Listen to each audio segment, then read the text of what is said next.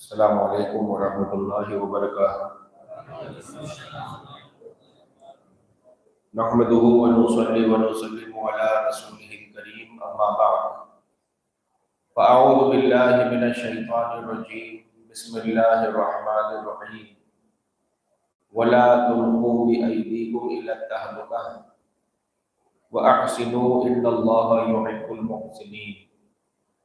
صدق اللہ العظیم۔ ان اللہ وملائکتہ یصلون علی النبی یا ایھا الذین آمنوا صلوا علیہ وسلموا تسلیما۔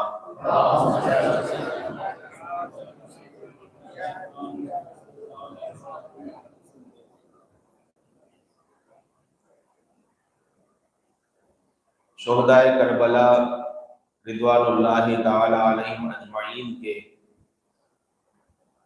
صدقے میں اللہ تعالیٰ نے ہمیں یہ مبارک علم کی محفل نصیب فرمائی ہے،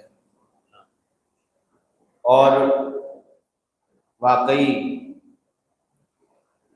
جو محفلوں کا ہمارا مقصد ہے، حضرت امام عالی مقام اور آپ کے سارے کنبے نے جو قربانی پیش کی کربلا کے میدان میں، ان شہدائے کربلا کی سیرت کو اگر دیکھا جائے اور کربلا کی قربانی کے مقصد پر اگر غور کیا جائے تو حقیقت میں اسی دین کی تعلیم کو زندہ کرنا کربلا کا اہم مقصد تھا،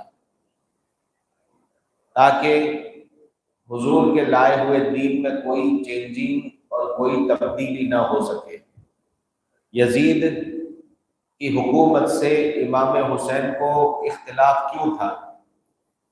یہی وجہ تھی اختلاف کی کہ جو حضرت صدیق اکبر سے لے کر امیر معاویہ تک جتنے لوگوں نے خلافت کو سنبھالا تھا، وہ سب حضور کے بتائے ہوئے دین ہی کو زندہ کر رہے تھے، وہی پھیلا رہے تھے، اور اسی کے اوپر لوگوں کو عادت بنا رہے تھے، لوگوں کی عادت بنائی جا رہی تھی۔ پہلا یزید آیا ایسا کہ جس نے پورے رسم و رواج جو اسلامی تھے اس کو بدل کر کے اپنی عیاشیوں کے سامان پھیلانا چاہا۔ حضرت ابو بکر سے لے کر حضرت امیر معاویہ تک سارے کے سارے کرسی کے خلافت کو سنبھالنے والے سب صحابہ رسول تھے، سب کے سب کیا تھے؟ صحابہ تھے۔ یہ پہلا بدتمیز وہ تھا جو صحابی نہیں تھا، صحابیوں سے ہٹ کر کے تھا۔ جتنے تھے وہ سب قرآن کریم کے حافظ تھے، سیدنا صدیق اکبر سے لے کر کے کہاں تک؟ حضرت امیر معاویہ تک سب قرآن کے حافظ مفسر تھے، اور یہ پہلا وہ آیا تھا کہ جو قرآن کے بدلے میں معاذ اللہ گانے بجانے کو رواج دے رہا تھا۔ ابھی تک جتنے آئے تھے وہ سب حدیث مصطفیٰ پر عمل کرتے ہوئے لوگوں کو شرم و حیا کی طرف بلاتے تھے۔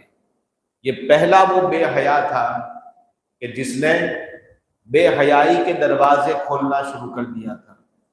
عورتوں کا ناچ گانا اس کی حکومت میں شروع ہو رہا تھا، شراب نوشی اس کی حکومت میں شروع ہو رہی تھی۔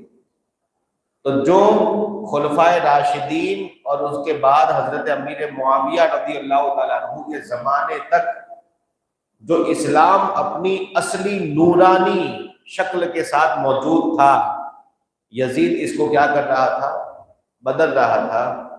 اسی لیے حضرت امام حسین نے صاف انکار فرما دیا کہ میرے بھائی حسن نے جس کو سونپا تھا وہ تو صحابی تھے، وہ معاویہ تھے، لیکن میں تجھے حکومت نہیں سونپوں گا کیونکہ تو صحابی نہیں ہے، تو بدتمیز ہے، فاسق اور فاجر ہے۔ اس لیے امام حسین نے اس کے ہاتھ میں ہاتھ دینے سے انکار کر دیا، اور نتیجہ اس کا یہ ہوا کہ پورے کنبے کو ظلمت شہید کر دیا گیا۔ آج جو ہم محفلیں سجا رہے ہیں، کل کی ہماری محفل کا جو عنوان تھا قرآن کریم کی عظمت، کربلا کی آخری رات میں امام حسین کی آپ سیرت کو پڑھیں۔ جب وہ لوگ رات ہی میں حملہ کرنا چاہ رہے تھے، اس وقت امام حسین نے کیا کہا تھا کہ ان سے جا کر کے کہہ دو کہ تمہیں پتا ہے حسین کو سجدے اور قرآن سے کتنا پیار ہے، حسین کو سجدے اور قرآن سے کتنا پیار ہے، تو ایک رات کی مہلت اس دنیا کی زندگی میں اب حسین اس لیے چاہتا ہے تاکہ جی بھر کے تلاوت کر لے اور جی بھر کے اللہ کی بارگاہ میں سجدہ کر لے، ذکر کر لے۔ آخری رات امام حسین کی خواہش کیا تھی؟ قرآن کی تلاوت۔ تو فضل قرآن آپ دیکھو کہ امام حسین آخری رات میں مہلت اس لیے مانگ رہے ہیں تاکہ قرآن پڑھنا مل جائے، اور یہ قرآن پڑھتے پڑھتے جو شہادت ہوئی اس کا نتیجہ یہ ہوا کہ نیزے کے اوپر جب یزیدیوں نے سر کو لگایا، شیعوں نے جب سر کو نیزے کے اوپر لگایا، یہ شیعہ ہی تھے، جب نیزے کے اوپر سر کو لے کر کے چلے تو غیروں نے دیکھا کہ زبان مبارک سر کٹا ہوا ہے، زبان ہل رہی ہے، قریب سے سنا تو قرآن کی تلاوت کی آواز آ گئی، امام حسین کا سر جو تلاوت کر رہا تھا۔ آپ سوچیں کہ قرآن کے فضل کا تعلق اہل بیت سے کتنا زیادہ ہے، اور یہی وجہ ہے کہ کربلا کے واقعات کو تو ہم نے اب تک سنا، لیکن اب مقصد کربلا کیا تھا اس کا ہمیں پتہ چلے۔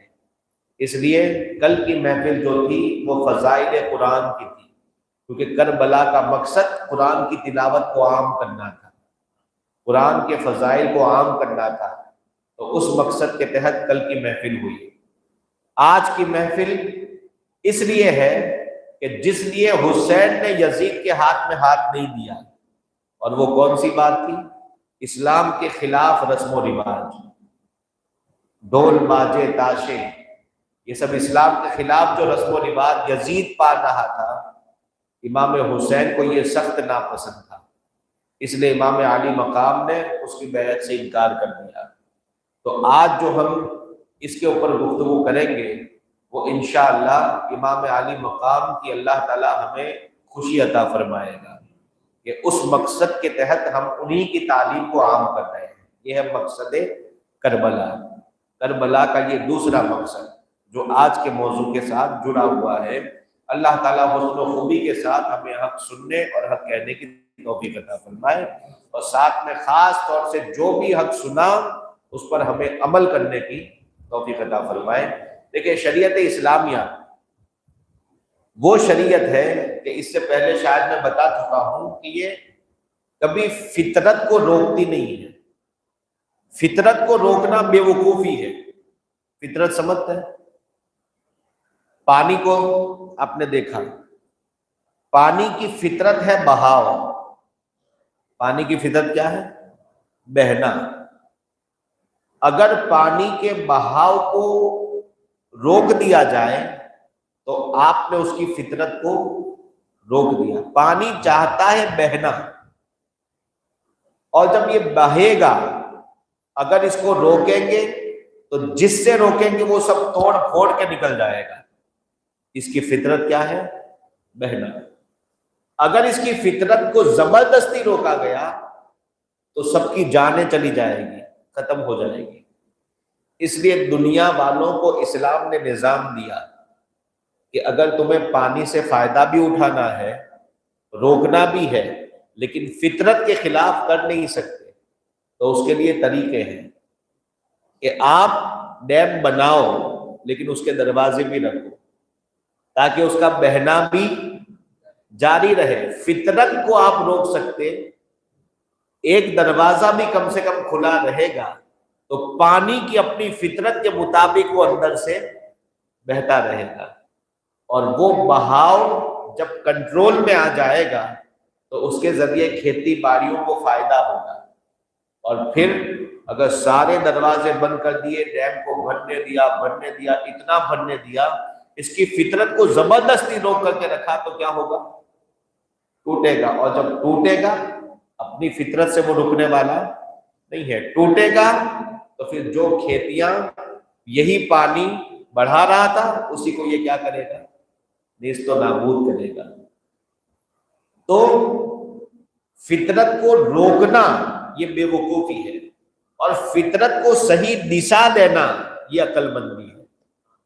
فطرت کو صحیح دشا دینا یہ کیا ہے؟ عقل مندی ہے۔ انسان کی فطرت یہ ہے کہ اس کے اندر اللہ تعالیٰ نے شہوت رکھی ہے۔ انسان کی فطرت میں کیا ہے؟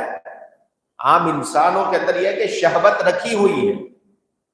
اب یہ جب بالغ ہوتا ہے، بڑا جوان ہوتا ہے، تو اندرونی قوت اور طاقت شہوت کے ساتھ نکلنا چاہتی ہے۔ اب کوئی انسان اگر اس کو روکنا چاہے اور پادری بنا کر کے رکھ دے، کوئی انسان اگر اس کو روک کر کے شادی شدہ ہونے سے روک دے، نہیں شادی مت کرو، عورت کے قریب نہ جاؤ، رہبانیت میں چلے جاؤ، پادری بن جاؤ، پوپ بن جاؤ، جیسے یہ نصرانی عیسائی ہوتے ہیں، کہتے ہیں غلط۔ فطرت کو روکنا عقل مندی نہیں ہے۔ یہی وجہ ہے کہ اسلام آیا، اور اس اسلام نے اس شہوت اور قوت والی فطرت کو روکا نہیں، نکاح کی صحیح دشا دے دی، نکاح کی صحیح دشا اور راستہ دے دیا کہ اگر تمہیں فطرت کے مطابق یہ کام تمہیں کرنا ہی پڑے گا، لیکن کرنا ہے تو اس کے لیے ہم طریقہ بتاتے ہیں۔ ایک عورت کو، دینداری والی عورت کو پسند کرو، ان کے گھر والوں کے ساتھ عزت کے ساتھ بیٹھ کر کے بات کرو، دونوں طرف سے معاملے طے ہو جائیں، عقد نکاح ہو جائے، اس کے بعد اپنی فطرت کو نکالو۔ یہ فطرت کے مطابق جو تقاضا ہے، اسلام نے صحیح نکاح کے ذریعے اس کا رستہ بتا دیا، اور زمانے جاہلیت اسلام سے پہلے جو زنا کاری عام تھی، اس کو صحیح رستہ دکھا کر کے اسلام نے برے رواج سے سماج کو روک دیا۔ تو بگاڑ سے انسان کی قومیں محفوظ ہو گئی، اور عزت والے خاندان پیدا ہونے لگے، اور ایسے اب خاندان پیدا ہونے لگے کہ ہر بچے کو اپنے صحیح باپ کا نام پتا تھا، اور اس سے پہلے یہ حالت نہیں تھی۔ یہ اسلام نے فطرت کو صحیح رستہ دکھایا۔ اسی طریقے سے انسان کے اوپر بہت ساری ذمہ داریاں دنیا میں ہیں۔ بڑا ہوا، جب تک ہوش نہیں سنبھالا تب تو کچھ نہیں، لیکن تھوڑی سی عقل آتے ہی تعلیم کا سلسلہ شروع، تعلیم کے بعد پھر جاب اور کمانے کا سلسلہ شروع، ذمہ داریاں شروع، کمانا دینا، مرتے وقت تک انسان ذمہ داریوں میں گرا رہتا ہے۔ اور ذمہ داریاں کس کی؟ اپنے پیٹ کی اور اپنے گھر والوں کے پیٹ کی، دنیا کی، یہ ذمہ داریوں میں گھرا رہتا ہے۔ اب یہ انسان کی فطرت ہے کہ تھوڑا سا بھی اس کو وقت بیچ میں خالی ملے گا تو خالی وقت میں وہ کوئی ایسی چیز تلاش کرے گا جس سے اس کا مائنڈ فریش ہو جائے۔ کیا ہو جائے؟ مائنڈ فریش ہو، تھوڑا سا مزہ آ جائے، لطف اندوز ہو، ہنسی خوشی، ٹینشن فری ہو جائے۔ یہ انسان کی فطرت ہے کہ وہ مسلسل کمپیوٹر نہیں ہے کہ وہ ایک دھارا پیدا ہوا تب سے لے کر فنا ہونے تک وہ ٹینشن میں ہی لگا رہے، نہیں، انسان ہے۔ اس انسان کی فطرت ہے کہ 12 گھنٹے اگر وہ ٹینشن کے نکالے گا تو پھر 1-2 گھنٹے وہ فری ہونا بھی چاہے گا۔ اب یہ جب فری ہونا چاہے گا تو کیا کرے؟ پہلے کے لوگ کیا کرتے تھے؟ ناچنے والی اور فطرت کو روکنا اسلام کا کام نہیں ہے، صحیح دشا دکھانی ہے۔ تو جیسے ہی اسلام آیا اس نے مقدس صورتیں نازل فرما دی۔ لو اب اگر تمہیں مائنڈ فریش کرنا ہے، قاری عبد الباسط کی تلاوت سنو۔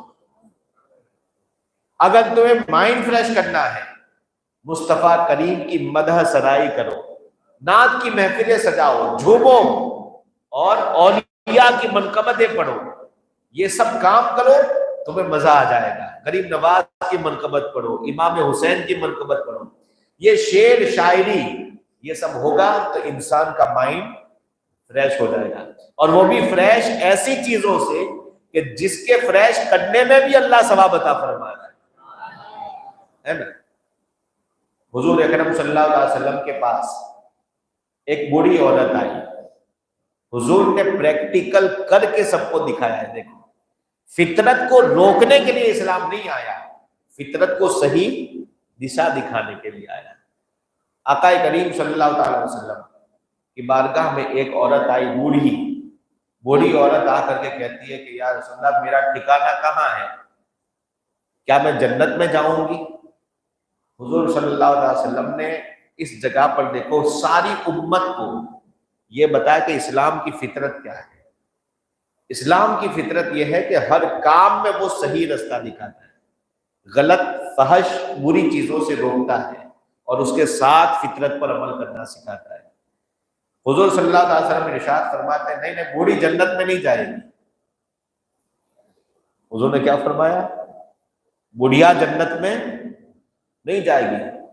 آج کل اگر کوئی کہتا تو جا, تجھے کیا پتا, کہہ کے نکل جاتے, مالک جنت کہہ رہے.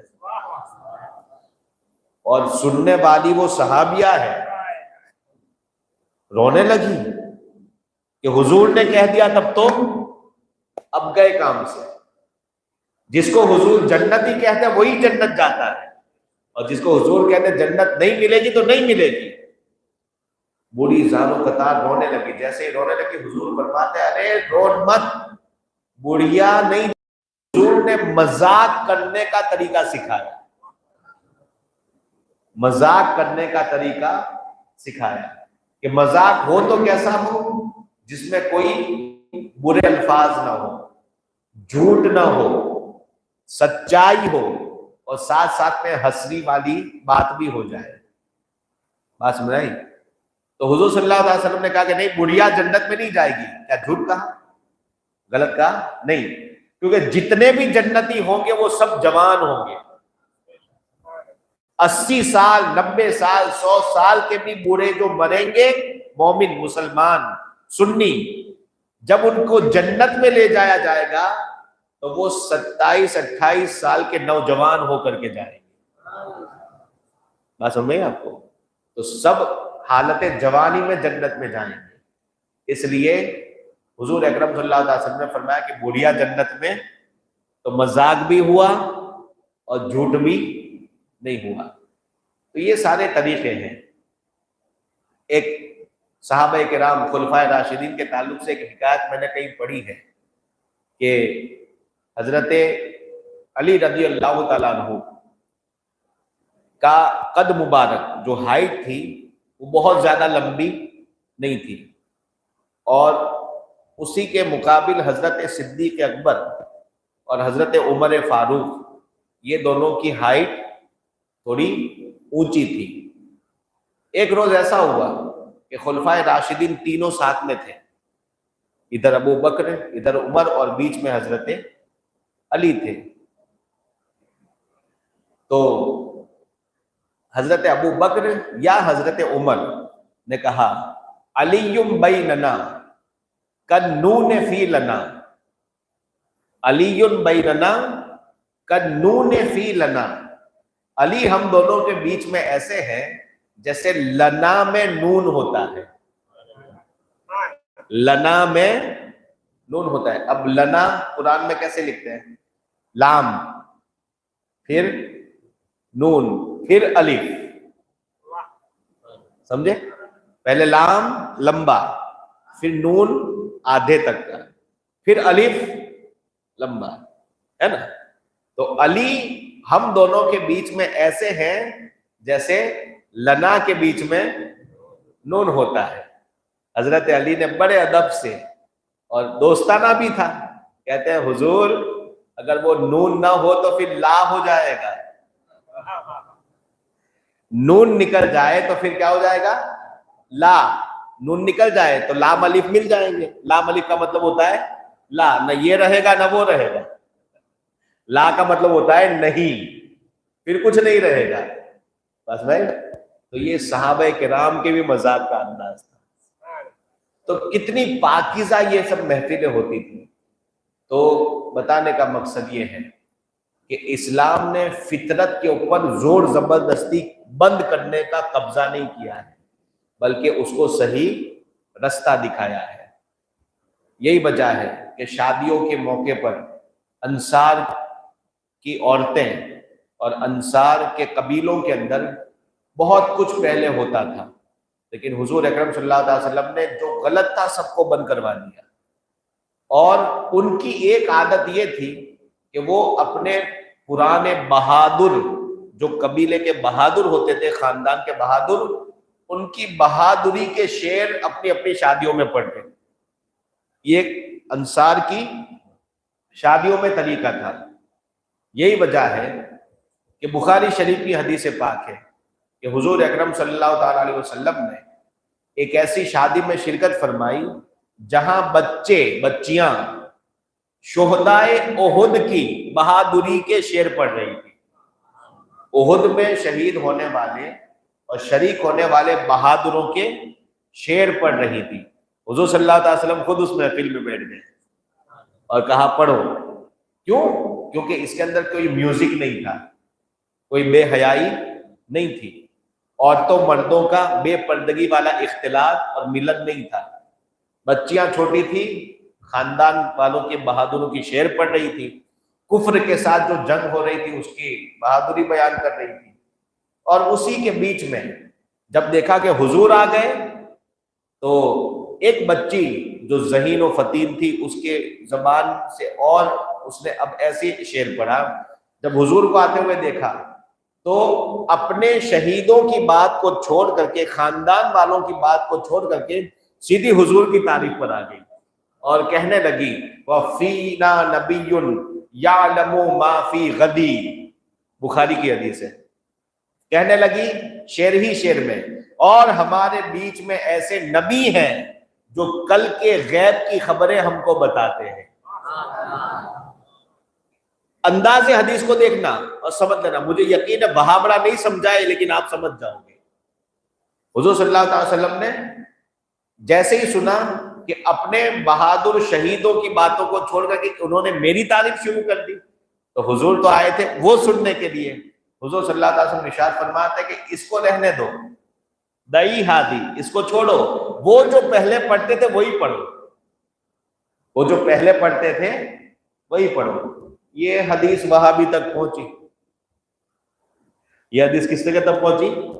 مرزا انجینئر تک پہنچی، پلمبر تک پہنچی، طارق جمیل تک پہنچی بخاری کے اندر. اب یہ بیوقوفوں کو تو صرف موقع چاہیے حضور کی شان گھٹانے کا، کہنے لگے دیکھو دیکھو دیکھو. بچی نے جیسے ہی کہا کہ ہمارے درمیان وہ نبی ہے جو غیب کی باتیں بتاتے ہیں، حضور نے روک دیا، مت پڑھو. کیوں مت پڑھو؟ اس لیے کہ مجھے غیب نہیں معلوم. معذرت، آپ نے کبھی ایسا سمجھا اس حدیث سے؟ نہیں. کیوں؟ پوری حدیث بتا رہی ہے کہ وہاں پر شہدائے احد کی بات چل رہی تھی، احد کے بہادروں کی بات چل رہی تھی، شادی کی محفل تھی، اس میں حضور آئے اور حضور نے بھی وہ سننا پسند کیا کہ میرے جان نثاروں کے کارنامے کیسے ہیں. وہ صحابہ کے کارنامے کفر کے مقابلے میں جب حضور کو سننے کی خواہش ہوئی، حضور اس محفل میں بیٹھے، لیکن حضور کے آتے ہی بچیوں نے نبی کی شان شروع کر دی. تو حضور نے انکساری کے طور پر بلکہ یوں فرمایا کہ نہیں میری بات ابھی چھوڑو، ابھی انہیں وہی بات کرو جس کی کر رہے تھے. تو اس میں کہاں غیب کا انکار ہے کہیں غیب کا انکار؟ لیکن الوہابیۃ لا یعقلون. لیکن وہابی قوم ہے ہی ایسی کہ اس کو عقل نہیں ہے، تو وہ تو ڈھونڈتے ہی رہتے ہیں. اور سنی کے پاس حدیث آئی تو وہ سمجھ گیا کہ یہاں تو حضور صلی اللہ علیہ وسلم نے صحابہ کی منقبت اپنے سامنے پڑھوائی. تو انہوں نے اور ایک مسئلہ نکال لیا، کہا کہ جس طرح نبی کی نعت پڑھنا سنت رسول ہے، ایسے ہی صحابہ کی منقبت پڑھنا اور سننا بھی یہ سنت رسول ہے. ہم نے اس حدیث سے یہ مسئلہ نکالا اور وہابیوں نے وہ مسئلہ نکالا. سب اپنے اپنے فطرت کے اعتبار سے مسائل نکالتے ہیں. تو بتانے کا مقصد کیا تھا کہ دیکھو حضور نے فطرت کو روکا نہیں. شادی کی محفل خوشی کی محفل ہے، اور اس کے اندر جو خوشی کے کام شریعت کے مطابق جو کیے جائیں اس میں کوئی حرج نہیں ہے. مقصد شرع کے خلاف نہیں ہونا چاہیے، بس اتنا ضروری ہے. بڑی لمبی تمہید ہو گئی، بس یہیں پر میں اپنی بات کو ختم کرتا ہوں. اب آگے آپ کو سوال جواب کی صورت میں انشاءاللہ سارے رسم و رواج کے بارے میں سننے کو ملے گا، لیکن سننا ہے تو امام حسین کے صدقے کے ساتھ آپ دعا کریں کہ اللہ تعالیٰ ہم سب کو صحیح رسم و رواج پر عمل کرنے کی توفیق عطا فرمائے اور بری رسموں سے دور ہو جانے کی اللہ تعالیٰ ہمیں توفیق دے۔ یہ بڑی اہمیت والی بات ہے۔ سن لینا آسان ہوتا ہے، لیکن اس کو اپلائی کرنا اپنے خاندان میں، گھر میں، اور اس کے اوپر اڑے رہنا، یہ ایک جہاد کی بات ہوتی ہے۔ تو اللہ تعالیٰ ہم سب کو ایسی ہمت اور توفیق عطا فرمائے۔ مائک ہے؟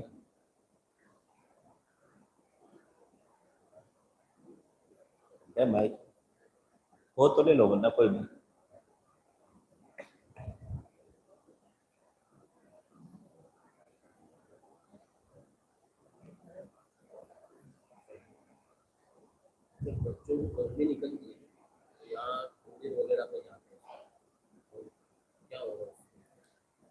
ان کا سوال ہے، بچی کو جو چھوٹے بچوں کو جو گرمی چھبڑے وغیرہ جو کہتے ہیں، وہ جب نکلتا ہے، ہاں ملیے، وہ ملیا میٹ کرنے کے لیے کہاں جاتے ہیں؟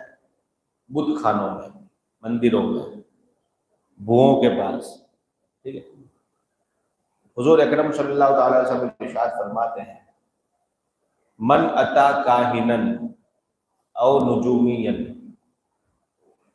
او کما قال علیہ الصلوۃ والسلام فقد کذب بما جاء بہ محمد صلی اللہ علیہ وسلم، کہ جس نے کسی غیر کے پاس علاج کی نیت سے کوئی گیا اور اس نے اس کو اثردار سمجھا، یا بھوشیہ وانی سننے کے لیے کسی غیر کے پاس گیا اور اس نے اس کو صحیح سمجھا، تو وہ دین محمد کا انکار کرنے والا ہو جائے گا، معاذ اللہ۔ آپ سوچو کہ شفا دینے والا اللہ ہی ہے۔ ہم دوا کھانے جو جاتے ہیں نا، ڈاکٹر سے جا کے ہم دوا لیتے ہیں نا، لیکن مسلمان کا عقیدہ کیا ہے؟ یہ دوا میں کھاؤں گا، اس گولی میں کوئی شفا نہیں ہے، رب نے اس کے اندر شفا رکھی ہوگی تو وہ مجھے شفا ملے گی۔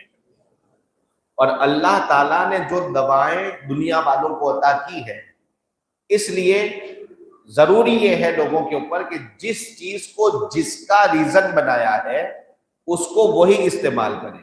جیسے اللہ تعالیٰ نے پانی بنایا ہے پیاس بجھانے کے لیے، تو کوئی بیوقوف اگر یوں کہے کہ نہ میں پانی نہیں پیوں گا، میں تو مٹی کھاؤں گا، پیاس بجھانا تو کس کا کام ہے؟ اللہ کا کام ہے۔ تو میں مٹی کھاؤں گا تو بھی وہ چاہے گا تو پیاس بجھا دے گا، یہ بیوقوفی ہے، کیونکہ اللہ ہی نے پیاس بجھانے کی طاقت کس میں رکھی؟ پانی میں۔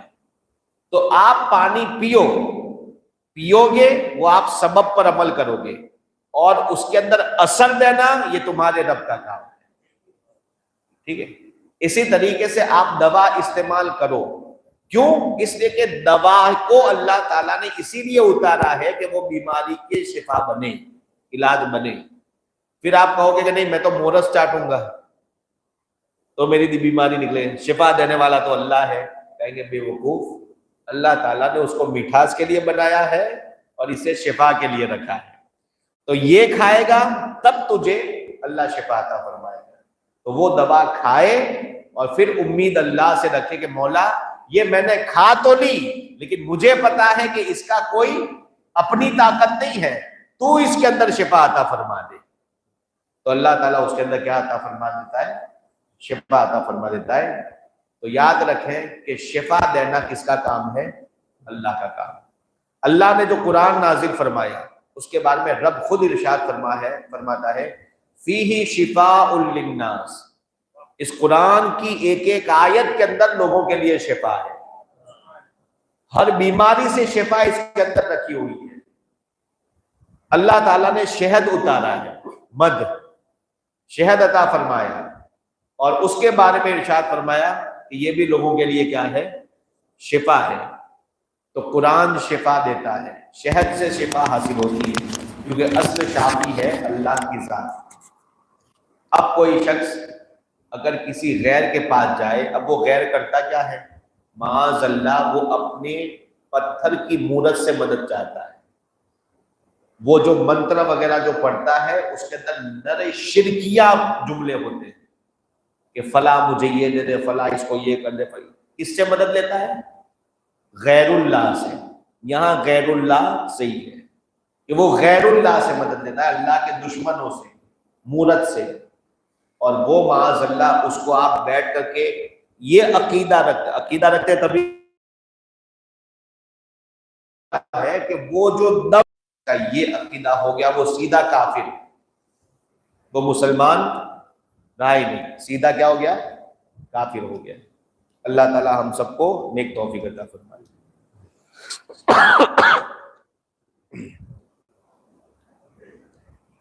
دونوں میں فرق یاد رکھیں، ان کے مذہبی لوگوں کے پاس جا کے مذہبی کام کروانا اس میں کفر ہو جاتا ہے، اور صرف ان کے لوگوں کے پاس جانا اور ایسے لوگ کہ جو مذہبی طریقے سے نہ کرتے ہوں، شرکیہ طریقے سے نہ کرتے ہوں، جیسے مثال کے طور پر ڈاکٹر جو ہوتے ہیں سب مسلم ہوتے ہیں، غیر ہی تو زیادہ ہوتا ہے نا، لیکن ہم اس کے بعد جاتے ہیں نا، اور یہ حدیث قرآن کے خلاف نہیں ہے۔ ڈاکٹر اگر غیر بھی ہو تو اس کے پاس جانا قرآن حدیث کے خلاف نہیں ہے۔ کیوں؟ اس لیے کہ جب ہم اس کے پاس جاتے ہیں تو وہ رستہ صحیح اپناتا ہے۔ کون سا رستہ؟ انجیکشن، دوا، اور یہ دوا انجیکشن وہ چیزیں ہیں کہ جس کو اسلام بھی کہتا ہے کہ اس کے اندر اللہ نے شفا رکھی ہے، بس سمجھیں؟ تو وہ چیزیں جو کرتا ہے وہ بھلے غیر ہو تو وہ چیزیں اس کے پاس سے لینے میں کوئی حرج نہیں ہے، لیکن اگر وہی ڈاکٹر کے پاس جاؤ اور وہ یوں شروع کر دے تو پھر وہاں دو پل بھی کھڑے رہنا کفر ہو جائے گا۔ کیوں؟ کیونکہ اب اس کو آپ کیا مان رہے ہیں؟ عقیدے کے مقابل اس کے عقیدے کے اوپر آپ یقین کر رہے ہیں، بس ہے؟ تو اب وہاں پر آپ کھڑے رہ سکتے نہیں ہیں۔ دونوں میں فرق سمجھ میں آ گیا؟ اس لیے اپنی عورتوں کو خاص روکیں کہ ایسا کرنے سے اگر تمہیں اس کا علاج مل بھی جاتا ہے اور اگر اس کو صحیح ہو بھی جاتا ہے تو یہ نہ سمجھیں کہ اس نے صحیح کیا ہے، شفا تو اللہ ہی نے دی ہے، لیکن اللہ تعالیٰ نے یہ شفا دے کر کے تم کو گمراہی کے گڈھے میں ڈال دیا کہ جا تجھے اسی کے پاس جانا تھا، اب وہی سمجھ تو انسان اور اب سمجھنے لگے گا تو کفر کے اندر اور بھی گہرا اترتا جائے گا۔ اللہ تعالیٰ کی بارگاہ سے پناہ مانگے کہ مولا تعالیٰ ہمیں تیری پناہ میں لے لے کہ ہم ایسے مشرکوں کے پاس نہ جائیں۔ شادی وغیرہ میں لوگ جو گھربے ہوتے ہیں اس کو بجاتے اور جس طرح کفار رش کرتے اس انداز میں رش کرتے تو پھر اس سے کیا ہوگا؟ شادیوں میں گربے وغیرہ جو ہوتے ہیں، اب ظاہر بات ہے گربے جو ہوتے ہیں نا، ڈانس اور گربے دونوں ہیں تو بہت برے، لیکن پھر بھی دونوں کے اندر ایک اور فرق میں بتا دوں۔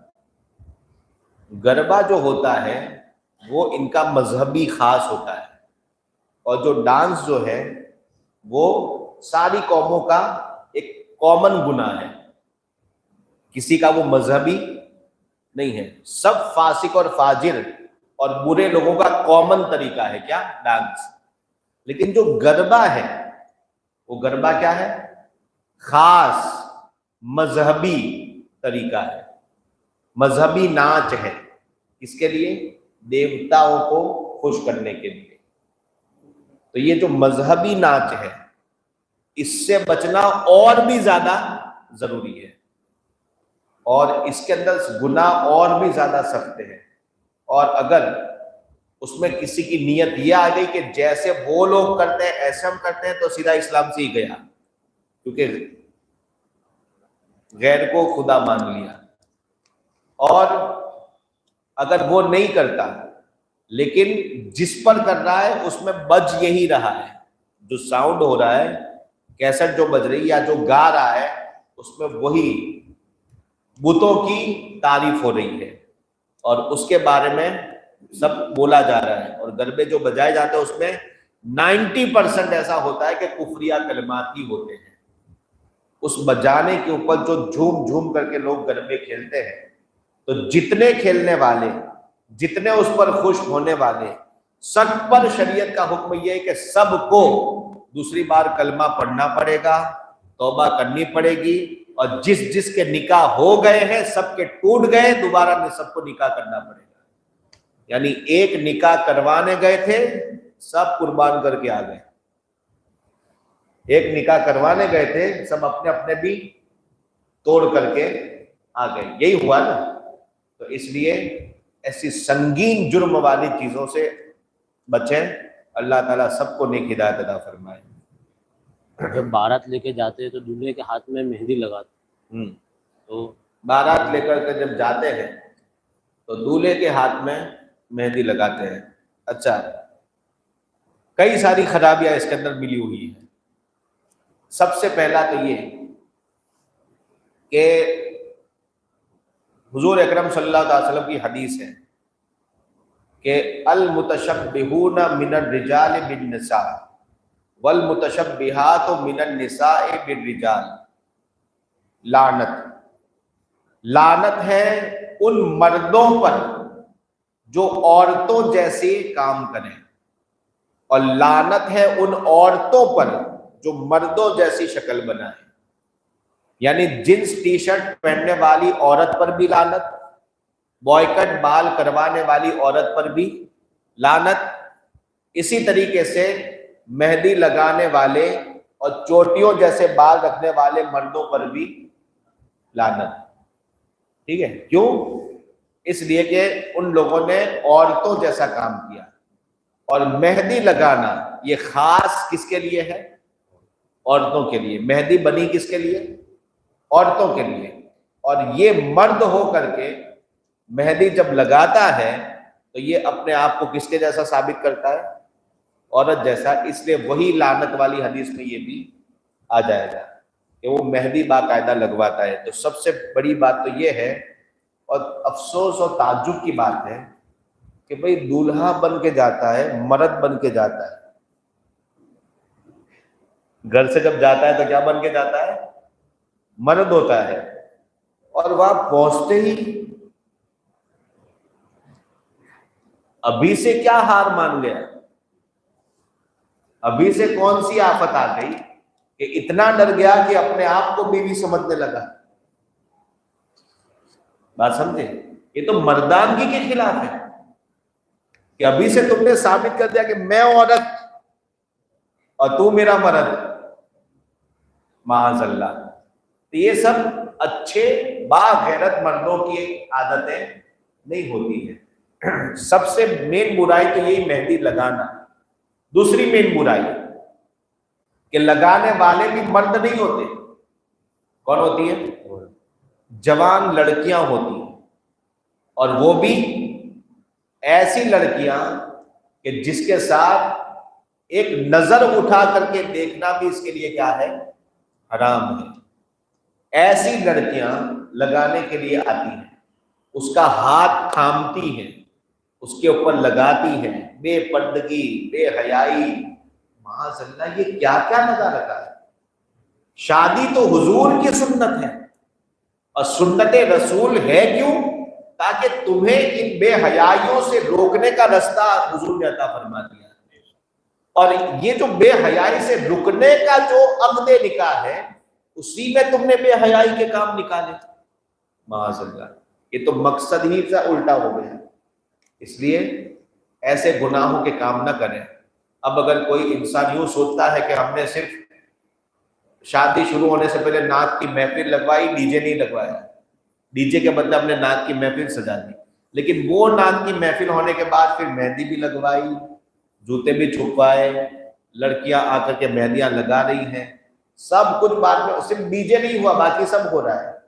تو گناہ صرف ڈی جے تھوڑی ہے، یہ سب بھی تو کیا ہے؟ گناہ ہی ہے، حرام ہی ہے۔ لہذا سارے حرام کاموں سے بچنا پڑے گا، تب جا کر کے تمہیں شادی کے اصل فائدے نصیب ہوں گے۔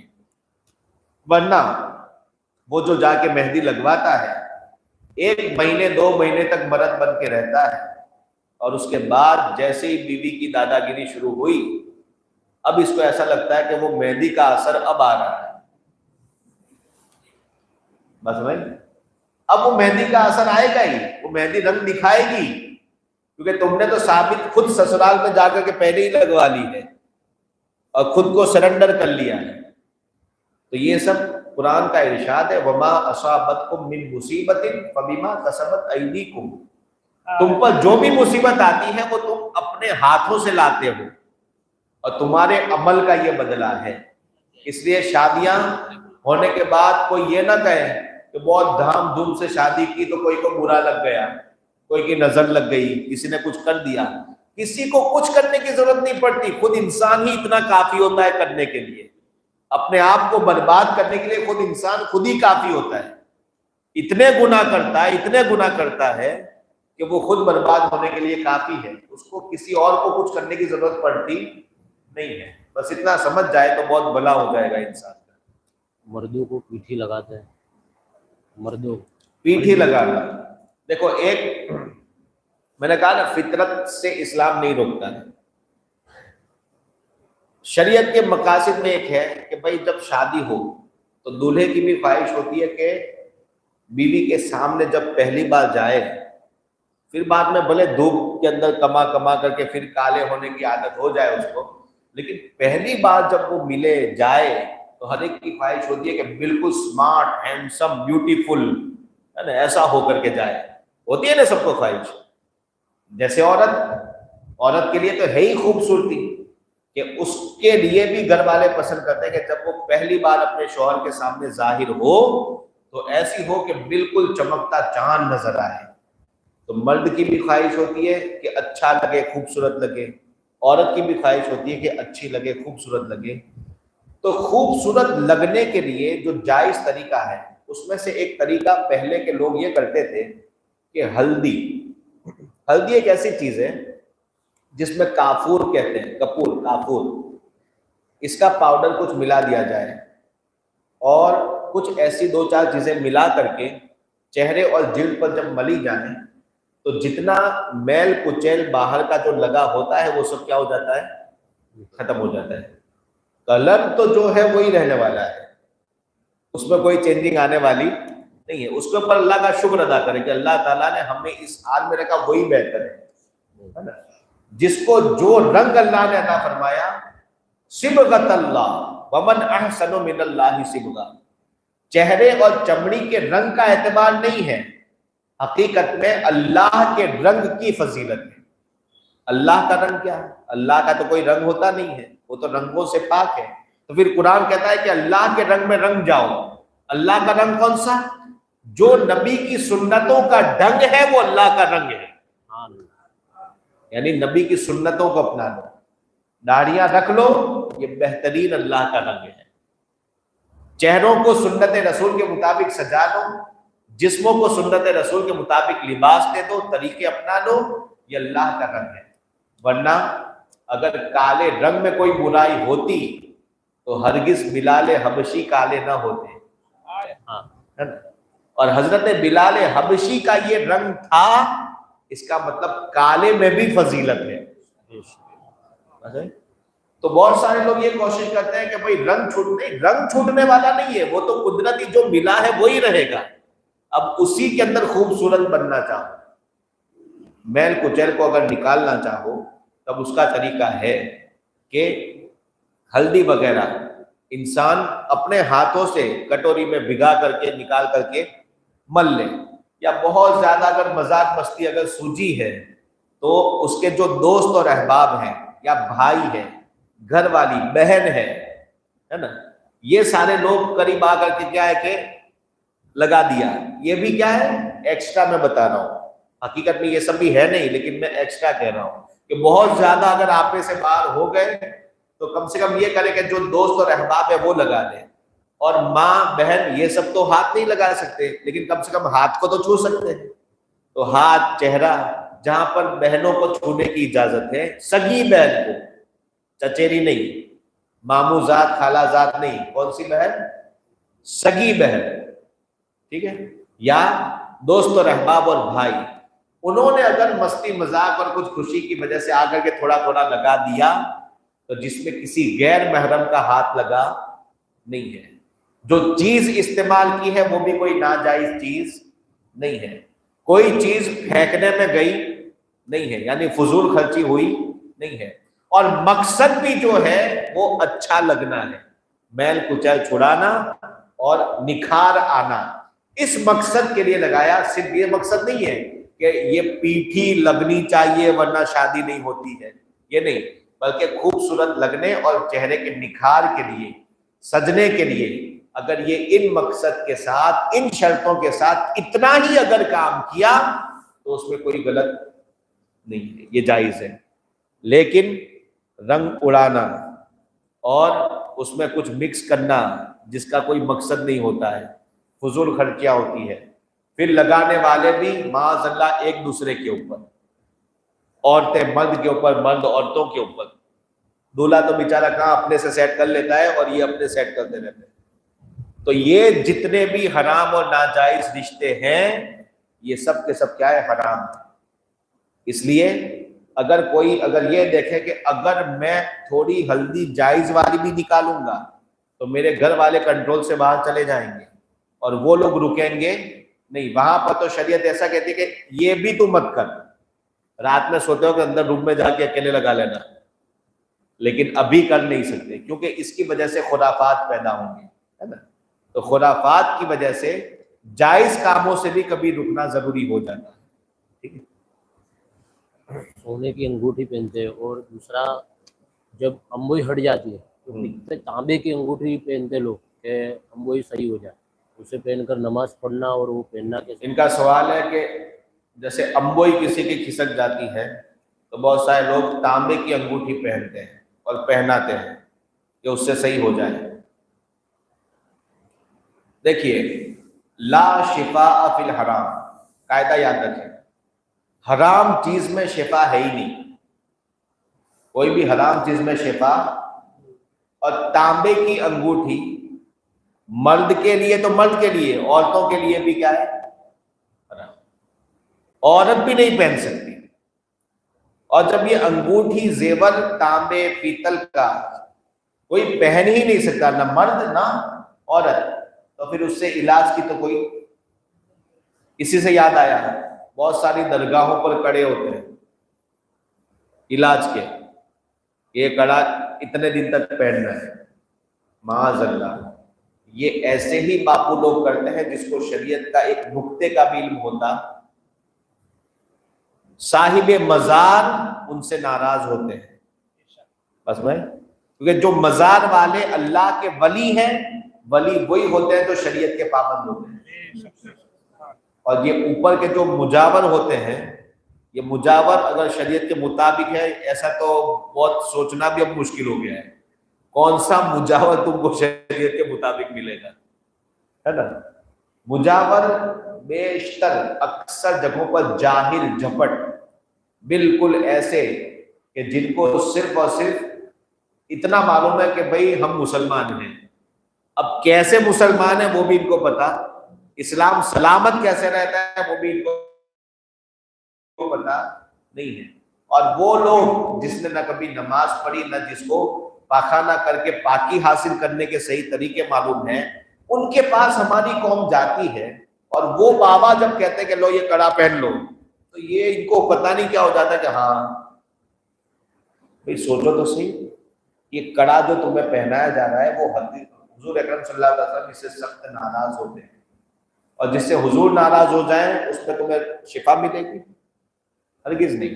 اور میں نے کہا کہ اگر باقاعدہ تمہارے نصیب میں ہوئی اور مل بھی گئی تو یہ سمجھو کہ تمہارے لیے اور بڑی بلا ہے، کیونکہ اس کے ملنے سے اگر شفا ملی تو یہ تو ایسا ہی ہوا جیسے ہمارے یہاں کہوت ہے، کانگڑے کا بیٹھنا اور ڈال کا، نصیب میں تو تھا اور اس تم نے پہنا اور ملا، تو یہ تو تم گمراہی کے اندر اور بھی نیچے چلے گئے۔ اب تو تمہارے دماغ میں کیا جائے گا؟ نا کڑا پہننے سے شفا ملتی ہے، تو معاذ اللہ اس کڑے کو تم جائز سمجھو گے۔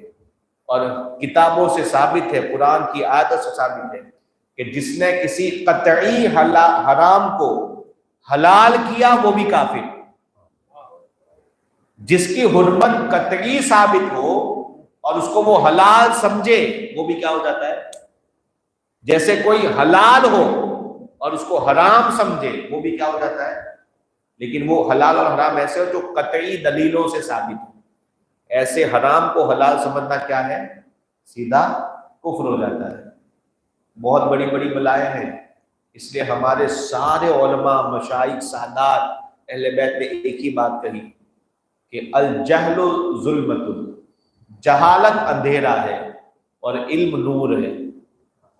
اس لیے جتنا حاصل کرو گے اتنا تم راستے کے اوپر دیکھ کر کے چلو گے اور بچتے چلے جاؤ گے، سمجھے.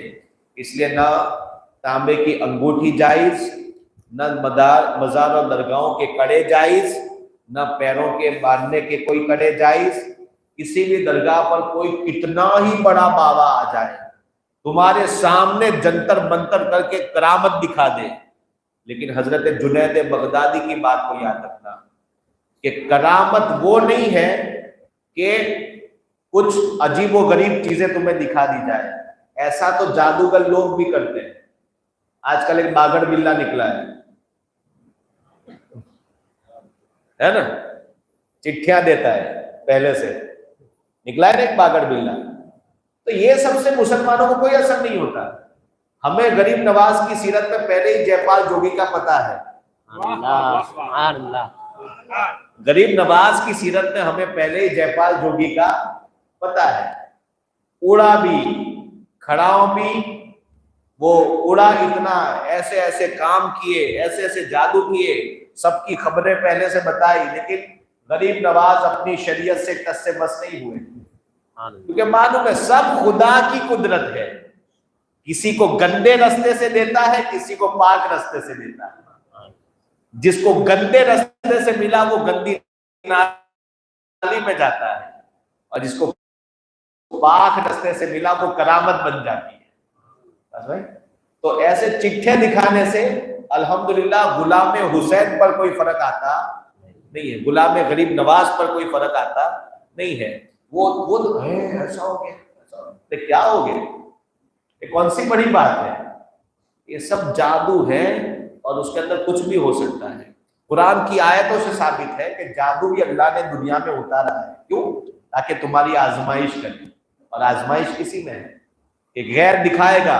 اب دیکھنا ہے کہ تم اسے سچا مانتے ہو یا غریب نواز کو سچا مانتے ہو، اسے سچا مانتے ہو یا اپنے مسجد کے سیدھے سادے عالموں کو سچا مانتے ہو جو قرآن سناتے ہیں، حدیث سناتے ہیں.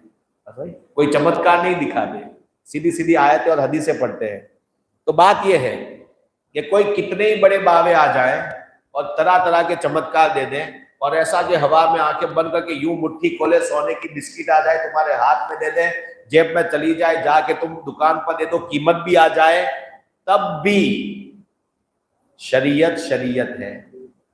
حضرت جنید بغدادی فرماتے ہیں کہ اتنا کچھ کوئی بھی دکھا دے اس کو مت مان لینا کہ یہ ولی ہے. بس دیکھنا کہ فجر کی اذان ہو، ظہر کی اذان ہو، عصر کی اذان ہو، نماز کا وقت ہوتا ہے تو یہ کیا کرتا ہے. یہ دیکھنا کہ اس کے پہروے میں کوئی حرام تو نہیں ہے، جائز تو ہے سب. اگر شریعت کے خلاف تھوڑا بھی کسی کو پاؤ، سمجھ لو کہ وہ کرامت والا ولی نہیں ہو سکتا. اور حضرت جنید بغدادی کا مشہور مقولہ الاستقامہ فوق الکرامہ، کرامت سے کہیں بڑھ کر کے شریعت پر ڈٹ جانا ہے. سبحان اللہ. شریعت پر ڈٹ جانا یہ اصل کمال ہے، چمتکار دکھانا کمال نہیں ہے. ٹھیک ہے. منت وغیرہ کی شرعی حیثیت، منت لوگ درگاہوں پہ مانگتے ہو. اچھا، منت، تعزیے کی بھی منت کی شرعی حیثیت کیا ہے، اس کو ایک قانون کی شکل میں آپ کے سامنے پیش کر دیتا ہوں. کیونکہ منت ہے تو اب اتنی ٹائپ کی ہمارے لوگوں نے نکالی ہے کہ اس کے لیے اسپیشل ایک پروگرام چاہیے. اتنے ٹائپ کی کہ کسی کو لڈو پر تولنا بھی ہوتا ہے، کہیں چلتے جانا ہوتا ہے، کئی بال نہیں کٹوانے ہوتے ہیں، پتہ نہیں کیسی کیسی منت ہے. اللہ خیر کرے. شریعت میں منت کو، عربی زبان میں منت کو جو کہا جاتا ہے نذر کہا جاتا ہے. کیا کہا جاتا ہے؟ نذر. یہ زال سے ہے نذر. نذریں ایک ہوتی ہے نظر شرعی اور ایک ہوتی ہے نظر عرفی. شرعی نظر اصل میں جس منت کو پوری کرنا ضروری ہے اور جو منت رکھنا صحیح ہے. پہلے تو منت رکھنا صحیح ہے کہ نہیں وہ بھی دیکھنا پڑے گا, اور پھر اگر رکھ لی تو اس کو پوری کرنا ضروری ہے. یہ کون سی منت ہے؟ وہ منت جس میں کسی عبادت کی نیت کی جائے, جس میں کسی عبادت مقصودہ کی نیت کی جائے. عبادت مقصودہ کا مطلب ہوتا ہے کیا؟ مطلب نماز, روزہ, زکوٰۃ, حج, طواف, تلاوت, صدقہ خیرات, تسبیح, درود, یہ جتنے بھی چیزیں ہیں وہ کیا ہے؟ عبادت مقصودہ, اصل عبادت کے کام, اصل عبادت کے کام. جو کوئی یہ منت رکھے اس کے کام غیب سے مدد ملتی اور پورے ہوتے ہیں. اس کے کام غیب سے مدد ملتی اور پورے, اور یہ منت اولیاء سے ثابت ہے, صحابہ اور اہل بیت سے ثابت ہے. کون سی منت؟ شرعی منت. اگر کوئی یوں کہے کہ اگر میں انٹرویو میں پاس ہو گیا تو میں 10 رکعت نماز پڑھوں گا, یہ ہوئی شرعی منت. اب اگر وہ انٹرویو میں پاس ہو گیا تو اس کے اوپر واجب ہے, ضروری ہے کہ وہ 10 رکعت نماز پڑھے. کسی نے منت رکھی کہ اگر میرا یہ کام ہو گیا تو میں 10 فقیروں کو کھانا کھلاؤں گا, تو کھانا کھلانا یہ بھی ایک عبادت ہے, ثواب ہے. اب اگر اس کا کام ہو گیا تو اس پر ضروری ہے کہ 10 فقیروں کو کیا کھلائے؟ کھانا کھلائے. کسی نے منت رکھی کہ اگر میرا یہ کام ہو گیا تو میں 3 روزے رکھوں گا. جب اس کا کام ہو جائے تو اس کے اوپر روزے رکھنا کیا ہے؟ واجب ہے. تو یہ وہ کام ہے کہ جس کا پورا کرنا, منت کو پوری کرنا شریعت میں کیا ہے؟ ضروری ہے. اگر یہ منت پوری نہیں کرے گا تو گنہگار ہوگا, اور ہو سکتا ہے کہ جو کام کی مانی تھی اس کام سے برکت چلی بھی جائے پوری نہ کرنے کی وجہ سے. اب ایک دوسری منت ہے جو لوگوں نے اپنی فیسلٹی والی نکالی ہے. وہ کیسی؟ اگر میرا یہ کام ہو گیا تو وہ درگاہ پر چلتے جائیں گے. درگاہ پر کیا کریں گے؟ چلتے جائیں گے. ارے وہ ولی کو تمہارے چلنے کی ضرورت نہیں ہے, تم گھر میں بیٹھ کے 5 ٹائم کی نماز پڑھو, اس سے وہ ولی زیادہ خوش ہوں گے. کسی نے منت مانی کہ اگر یہ میرا کام ہو گیا تو غریب نواز کی بارگاہ میں 200 روپے کے پھول چڑھاؤں گا, پھول کی چادر چڑھاؤں گا. ٹھیک ہے. کسی نے منت مانی کہ اگر ایسا ہوا تو میں فلاں درگاہ پر حاضری دوں گا. یہ ساری منتیں وہ ہیں کہ جس کو عرفی منت کہتے ہیں. اس کو اگر کوئی ولی کی تعظیم میں پوری کرے, یعنی ایسی عرفی ہے کہ جس میں شریعت کے ویرودھ میں کچھ, شریعت کے عین حکم کے مطابق بھی نہیں ہے, یعنی جو نماز, عبادت, روزے کی جو منت ہے ایسی ہے نہیں ہے, بلکہ یہ وہ کاموں میں سے ہے کہ شریعت نے نہ اس کا حکم دیا ہے اور نہ اس سے روکا ہے. تو اگر یہ کوئی کام کرتا ہے بندہ, ایسی منت اگر کوئی مانتا ہے تو اس کی منت اگر اس نے کام ہونے کے بعد پوری کر لی تو اچھی بات ہے, اگر نہیں بھی پوری کی تو وہ گنہگار نہیں ہوگا. بس نہیں, لیکن اس میں شرط کیا ہے کہ جو کوئی چلتے جانے کی جس نے منت رکھی ہے وہ اگر گاڑی سے بھی چلا جائے گا تو منت پوری ہو جائے گی. چلتے جانا ضروری نہیں ہے. جس نے منت مانی ہے کہ 200 روپے کے پھول چڑھائے گا, وہ اگر جائے گا اور 200 روپے کے پھول چڑھا دے گا تو اچھی بات ہے, سنت سے ثابت ہے کہ مزارات اولیاء پر پھول چڑھانا ہے, ثواب کا کام ہے. اگر کرے گا تو ثواب ملے گا. اگر سوچا کہ اب میں نہیں جا پاؤں گا, وہ کام چھوٹے گا, وہ کام چھوٹے گا, اس نے سوچا کہ چلو غریب نواز کے نام پر یہی 200 روپے مسجد میں دے دیتا ہوں, کام ہو گیا, کوئی گنہگار نہیں ہوگا. اس کو کہتے ہیں عرفی منت, کہ جس کو پورا کیا تو کوئی بات نہیں, اچھی بات ہے, اور نہیں بھی کیا تو گنہگار نہیں ہوگا. اب تیسری منت وہ ہے جو غیر شرعی ہے, شریعت کے وروਧ میں. یہ رکھنا بھی ناجائز اور کرنا بھی اور بڑا گناہ. جیسے کسی نے بولا کہ اگر میرا یہ کام ہو گیا تو فلاں درگاہ کے جھاڑ کے اوپر چوڑیاں چڑھاؤں گی. ہوتا ہے نا, بہت سارے درگاہوں پر کیا ہوتی ہے, چوڑیاں چڑھاتے ہیں. اب یہ وہاں جا کے چوڑیاں چڑھانا, اللہ تعالیٰ نے قرآن نازل فرمایا, اس میں ارشاد ہے ان المبذرین کانوا اخوان الشیاطین, مال کو فالتو میں پھینکنے والے, ضائع کرنے والے شیطانوں کے بھائی. اب وہ جھاڑ کو چوڑیاں چڑھانے سے کیا فائدہ ہے؟ کوئی شریعت میں ایسا؟ کیا کسی ولی نے کبھی ایسا کیا کہ کسی جھاڑ کو چوڑیاں پہنائی ہو؟ یہ سب فالتو کام ہمارے نہیں ہیں. تو جس کسی نے یہ سوچا کہ جھاڑ پر چوڑیاں, فلاں درگاہ پر چوڑیاں چڑھاؤں گی, یہ چوڑیاں چڑھانے کی,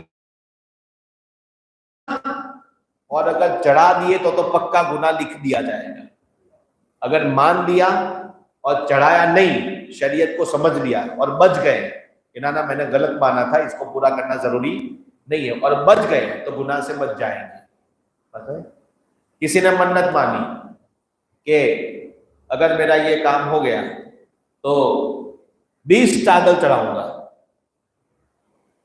اب اس میں سے پہلی چادر ایسے مزار پر چڑھانا جہاں پر پہلے سے چادر موجود نہ ہو. مسلک اعلیٰ حضرت سنو کیا ہے, ایسا مزار ولی کا یا کسی عالم کا کہ جہاں پر پہلے سے کوئی چادر چڑھی ہوئی نہ ہو, وہاں پر ایک چادر چڑھانا صرف اس نیت سے کہ یہ ولی کا مزار ہے, اس کی شان و شوکت مانو.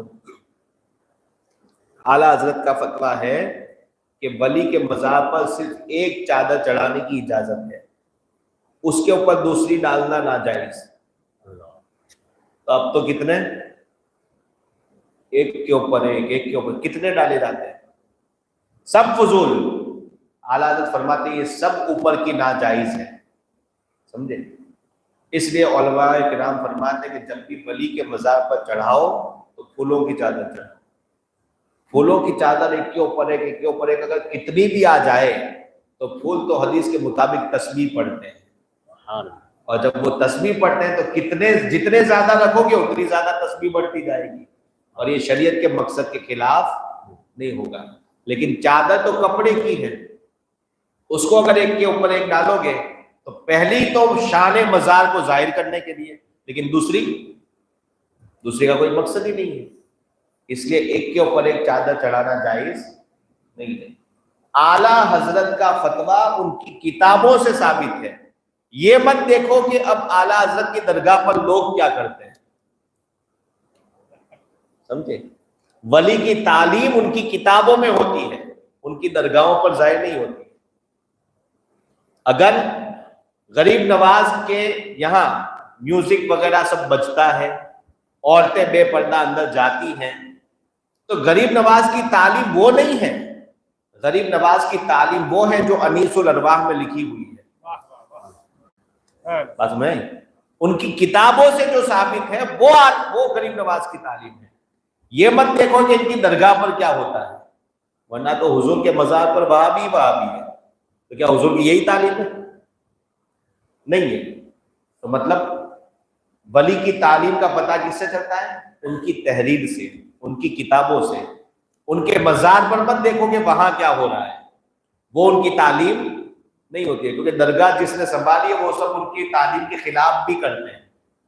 بس میں تو یہ منت کا مسئلہ سمجھ لینا کہ سب سے اچھی منت وہ ہے جو کسی عبادت کی نیت سے کی جائے. تلاوت قرآن کہ میرا یہ کام ہو گیا تو میں یاسین شریف 5 بار پڑھ لوں گا, ایک ہی بار سورہ قل هو اللہ پڑھ لوں گا. یہ بھی یہاں سے لے کر اجمیر شریف چلتے جانے سے بہتر یہ ہے کہ بندہ نیت یہ رکھے کہ میرا کام ہو گیا تو ایک بار قل هو اللہ کی سورت پڑھ لوں گا. غریب نواز اس سے زیادہ راضی ہوتے ہیں, سمجھا, کیونکہ شرعی مقصد کے ماتحت یہ آتی ہے. صدقے کی کتنی قسم, صدقہ جو جان مال کا صدقہ دیتے ہیں تو یہ کس کو دے سکتے ہیں؟ صدقہ دینا کس کو جائز ہے؟ صدقے 2 طرح کے ہوتے ہیں. ایک ہوتا ہے کہ جو صدقہ مانا ہوا, کہ میرا یہ کام ہوا تو میں یہ صدقہ نکالوں گا، ٹھیک ہے؟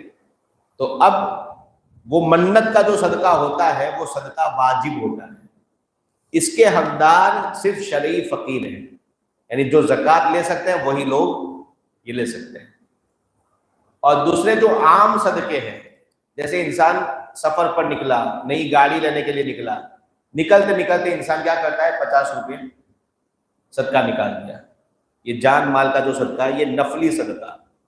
نفلی صدقے کے اندر ضروری نہیں ہے کہ وہ شرعی فقیر ہی ہو، کوئی ضرورت مند ہو، بھلے وہ زکوٰۃ کا مستحق نہ ہو، اس کو بھی اگر آپ دیں گے تو وہ صدقہ ادا ہو جائے گا، بس ہوئے۔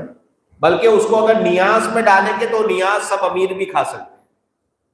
صدقہ نافلہ کا یہ حکم ہے، اور صدقہ واجبہ وہ ہے کہ جس کو صرف فقیر اور غریب ہی اپنے مصرف میں لا سکتے ہیں۔ یہ دونوں صدقوں میں یہ فرق ہوتا ہے۔ اگربتی کا تصور کیا ہے؟ لوگ اگربتی کرتے ہیں دکان میں اور پھر تاک میں جو چراغ جلاتے ہیں۔ لوگ دکانوں میں اگربتیاں کرتے ہیں اور جو تاج میں مزار کے فوٹو ہوتے ہیں اس کے اوپر لگاتے ہیں۔ اصل میں کیا ہے کہ پرانے رسم و رواج کے ساتھ یہاں پر پہلے سے ہی محلے سب غیروں کے ساتھ ملے جلے ہیں، اور پرانے زمانے میں جہاں پر علم نہیں گیا، اسلام تو آ گیا لیکن علم نہیں گیا، ان لوگوں نے آس پاس کے گھروں میں دیکھا کہ وہ لوگ یہی سب کرتے ہیں، ان کے دیکھا دیکھی وہ لوگ اس پر کرتے ہیں، اور ہمارے لوگوں نے اس سے بچے تو درگاہوں پر کرنا شروع کر دیا۔ تو یہ اگربتی گھمانا یہ ہمارا طریقہ نہیں ہے۔ کس کا طریقہ ہے؟ غیروں کا طریقہ ہے۔ اگربتی بنی کس کے لیے؟ خوشبودار دھوئیں کے لیے۔ اس دھوئیں کا غریب نواز کے پوسٹر سے کیا لینا دینا؟ اس دھوئیں کا غوث اعظم کے پوسٹر سے کچھ لینا دینا ہے؟ کچھ تاک اور چراغ سے اس کا کیا لینا دینا؟ کوئی اس کا تعلق نہیں ہے۔ اگربتی صرف اس لیے ہے کہ خوشبودار ماحول ہو جائے۔ درگاہ پر بھی اگر جلائیں تو صرف اس لیے جلائیں کہ مزار ولی کا ہے، چاروں طرف ہوا میں کیا ہونی چاہیے؟ خوشبو ہونی چاہیے، صرف اس نیت سے جلائیں، ورنہ تو اس جلانے کا مقصد مزار کے اندر کچھ بھی نہیں ہے، درگاہ کے اندر اس کا کوئی مقصد نہیں ہوتا ہے۔ تو شریعت کے مقصد کے اوپر دھیان رکھیں، یہ کئی بچوں کا کھیل نہیں ہے کہ جو دماغ میں آیا وہ کر دیا۔ شریعت ایک مقصد والی قانون کی چیز ہے، اس قانون کے مقاصد کو سمجھ کر کے عقل مندوں جیسا کام کرنا چاہیے، یہ ہم نے مسلمانوں کو حکم دیا گیا ہے۔ چراغ جو جلاتے ہیں تاک وغیرہ میں، چراغ جلانا یہ بھی بالکل فضول ہے۔ فضول مال خرچ کرنا ہی حرام ہے، کہ کسی نے اگر تاک بنا لیا اپنے دکان یا گھر میں اور وہاں تاک بنا کر کے اس کے اندر ایک چراغ رکھ دی، کیا بھائی غریب نواز کی چراغی ہے، شاہ عالم کی چراغی ہے، یا فلاں کی چراغی ہے، تمہارے کہنے سے ہو جائے گی؟ وہ چراغی کا مطلب کیا ہے؟ وہ وہاں دیا جلا، اس دیے کا مقصد کیا ہے؟ کوئی مقصد تو ہے ہی نہیں۔ وہ اندھیرے کے اندر اس کے اندر اس کو جلا کر کے آپ کرنا کیا چاہتے ہیں؟ چراغ اللہ نے اس لیے پیدا کیا ہے کہ جب اندھیرا ہو جائے، لائٹ چلی جائے تو اس کو جلاؤ اور روشنی کرو، یا زیادہ سے زیادہ کوئی جب بڑا دن آئے تو بہت سارے چراغ جلاؤ تاکہ شان و شوکت دکھے۔ اور وہ تاک کے اندر کون سی شان دکھانی ہے اور کون سا اجالا کرنے کا مقصد ہے؟ دونوں میں سے جب کچھ بھی نہیں ہے تو بالکل وہ فضول خرچی ہے۔ میں اس کی مثال تو ہم لوگ کی طرح نہیں دوں گا کیونکہ مسلمان ہے، اور مسلمان کا کام برا تو ہو سکتا ہے، شرکیہ نہیں ہو سکتا، اس لیے اس کو چھوڑیں۔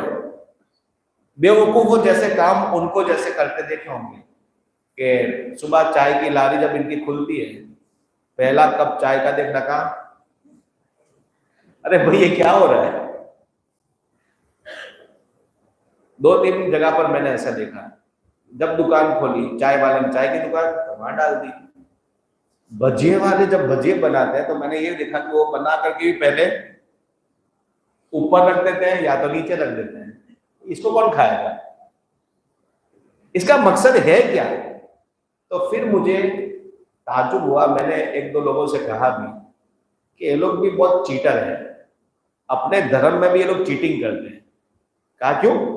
کہ یہ بجے والا ایک بجیا تو رکھتا ہے, یہ چائے والا چائے بھی رکھتا ہے, سونے چاندی والے ایسا نہیں کرتے.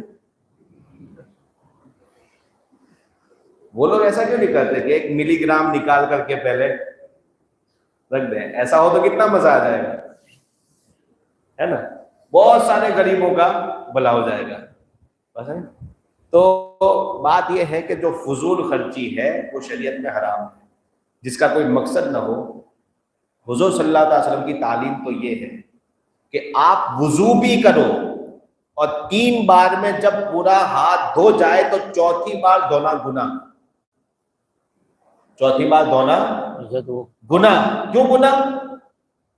کیونکہ 3 بار میں جب تمہارا ہاتھ اچھے سے سنت کے مطابق دھو گیا, اب چوتھی بار جو ہاتھ پر پانی ڈالو گے یہ فضول خرچی ہوگی. یہ ہمارے نبی کی تعلیم ہے.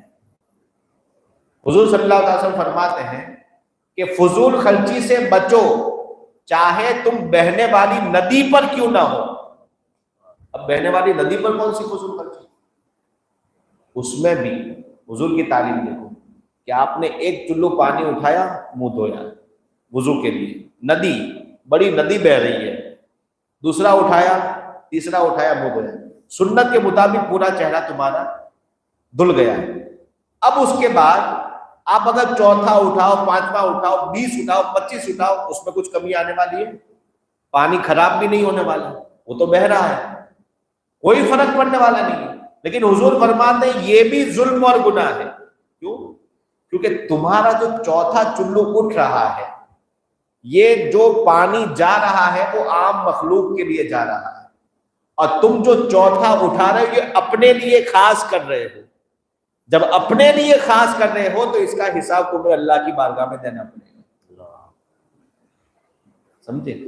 اس لیے بہنے والی ندی پر بھی اگر بیٹھ کر کے وضو کرو تو فضول خرچی سے بچو. اس لیے فضول خرچی سے بچنا بہت ضروری ہے.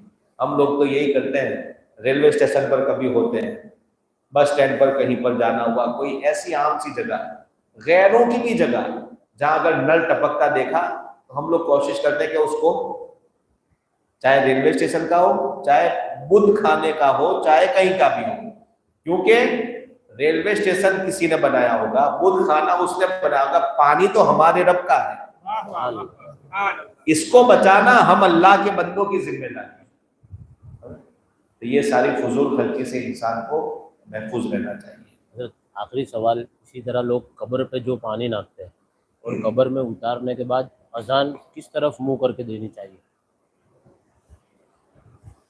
دوسرے سوال کے اندر ابھی رہنا ہے کہ جو ایک کام کے اوپر عمل ہو رہا ہے تو خواہ مخواہ الجھانا بہتر نہیں ہے. ٹھیک ہے جی. اب قبر کے اوپر جو پانی ڈالا جاتا ہے اس کے بارے میں ظاہر بات ہے, قبر پر جو پانی ڈالتے ہیں تو وہ اندر تو اترے گا نہیں, اندر اترے گا تو الٹا اور قبر بدلنی پڑے گی, مٹی بدلنی پڑے گی. تو پانی جو ڈالا جاتا ہے اس کا کوئی اثر مردے اور مرحوم تک جاتا نہیں ہے. پھول ہے, پتیاں ہیں, ہریالی ہے, گھاس ہے, یہ وہ چیزیں ہیں کہ جس کا حدیث سے ثابت ہے کہ حضور صلی اللہ علیہ وسلم نے فرمایا کہ یہ اگر رکھیں گے تو یہ تسبیح پڑھتی ہے, اور اس کا تسبیح پڑھنا قرآن کی آیت سے ثابت ہے, حدیث سے ثابت ہے. اور جب تک یہ تسبیح پڑھیں گے, اگر اندر عذاب ہو رہا ہوگا معاذ اللہ تو عذاب میں کمی آ جائے گی یا ختم ہو جائے گا, اور اگر عذاب والی وہ قبر نہیں ہے, ولی کی قبر ہے, بخشے ہوئے کی قبر ہے, تو اس کی وجہ سے تسبیح سے اس کے درجے بلند ہوں گے, دونوں مقصد حاصل ہوں گے. تو ہریالی کی کوئی بھی چیز رکھنا, ہرے پودے, پھول, پتیاں, یہ سب رکھنا تو سنت سے ثابت ہے. لیکن پانی ڈالنا, پانی ڈالنے کے اندر صرف ایک مقصد ہو تو جائز ہے کہ قبر کی مٹی کو بٹھانے کے لیے, یا جو تم نے گھاس تھوڑی بہت اگر وہاں اگائی ہے تو اس کو اور اگانے کے لیے, صرف اس مقصد سے اگر پانی ڈالیں تو وہ جائز ہے.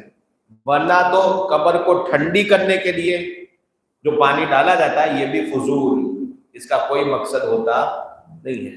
لہذا ہماری زیارتوں کے اندر جو بڑے بڑے رکھے جاتے ہیں وہ سب اسی قبیل سے ہیں. اگر اس میں مقصد یہ ہے کہ اس کو ٹھنڈا کیا جائے تو یہ فضول ہے. قبر کی مٹی کو بٹھانا ہے تو پھر قبرستان کے اندر سے ہی نل سے بھر کے آپ ڈال سکتے ہیں.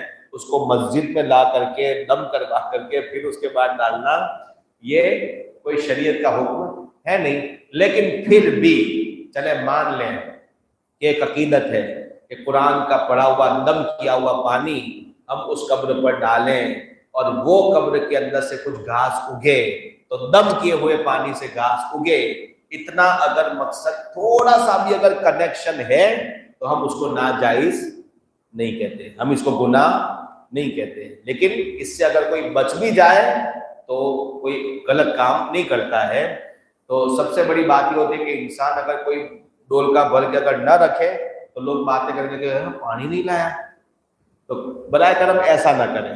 اگر جو نہیں کرتا تو اس کو نہ کرنے دیں, پھول لا کر کے رکھیں وہ زیادہ اچھا ہے, اور اس کے اندر مقصد ہے شریعت کا, اس لیے کوئی حرج نہیں ہے.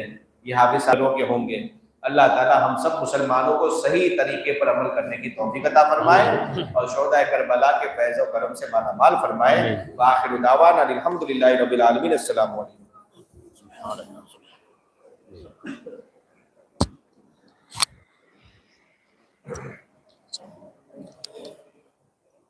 شہدائے کربلا کو ہمارا سلام ہو, جانا لے مصطفیٰ کو ہمارا سلام ہو. شہدائے کربلا کو ہمارا جانان مصطفیٰ کو ہمارا بھائی بھتیجے بھانجے سب ہو گئے نثار. بھائی بھتیجے بھانجے سب ہو گئے نثار. ہر لال بے بہا کو ہمارا سلام ہو. شہدائے کربلا کو ہمارا سلام ہو, جانا سلام ہو, جانا لے مصطفیٰ کو ہمارا ہو کر شہید قوم کی کشتی تیرا گئے. ہو کر شہید قوم کی کشتی تیرا گئے. امت کے پیشوا کو ہمارا سلام ہو. شہدائے کربلا کو ہمارا سلام ہو, جانان مصطفیٰ کو ہمارا سلام. کاش محشر میں جب ان کی آمد ہو اور بھیجے سب ان کی شوکت پہ لاکھوں سلام. مجھ سے خدمت کے قدسی کہے گا رضا, مجھ سے خدمت کے قدسی کہے ہاں رضا. مصطفیٰ جان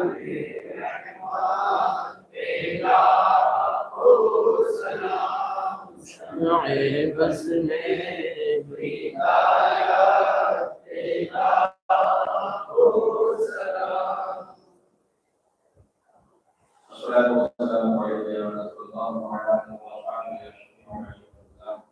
مولا کریم فرما یا عالمین میں